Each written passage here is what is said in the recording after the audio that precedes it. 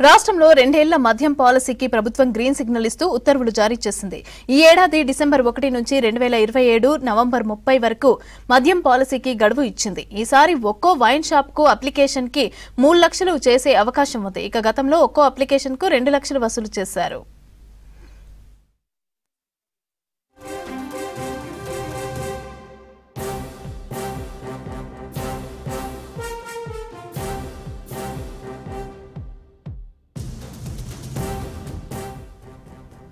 తెలంగాణలో మొత్తం 2620 వైన్ షాపులు ఉన్నాయి.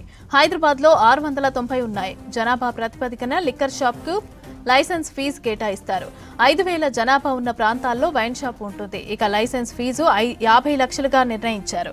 5000 నుంచి 50000 వరకు జనాభా ఉంటే 55 లక్షల ఫీజు ఉంటుంది. 50000 నుంచి 1,00,000 జనాభా ఉంటే 60 లక్షలు.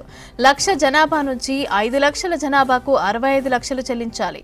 5 లక్షల జనాభా నుంచి 20 లక్షల జనాభా ఉన్న ప్రాంతాల్లో లైసెన్స్ ఫీజు 85 లక్షలుగా నిర్ణయించారు.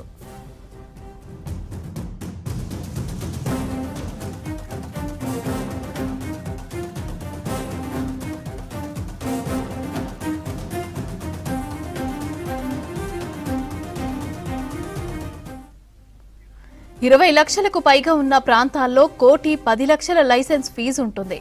ఇక రాష్ట్ర ప్రభుత్వం కొత్త పాలసీ విడుదల చేసింది కాబట్టి ఆ తర్వాత ప్రాసెస్ అంతా ఎక్సైజ్ శాఖ చూసుకుంటుంది. ఒక్కో షాప్లకు వందల్లో అప్లికేషన్స్ రానున్నాయి. వైన్ షాప్ల కోసం డ్రా తీస్తారు. లైసెన్స్ ఫీజు, షాప్ల కేటాయింపులపైన కసరత్తు చేయనుంది ఎక్సైజ్ శాఖ. 2023-2025 పాలసీకి మద్యం దరఖాస్తుల ద్వారానే 2,460 కోట్ల ఆదాయం సమకూరింది. 2 లక్షల ఉన్న అప్లికేషన్ ఫీజును ఈసారి 3 లక్షలకు పెంచితే సుమారు 3,500 కోట్లు ప్రభుత్వానికి రావచ్చునని అంచనా వేస్తున్నారు. ఈ నెల చివరి నుంచి అప్లికేషన్లను స్వీకరించే ఛాన్స్ ఉంది.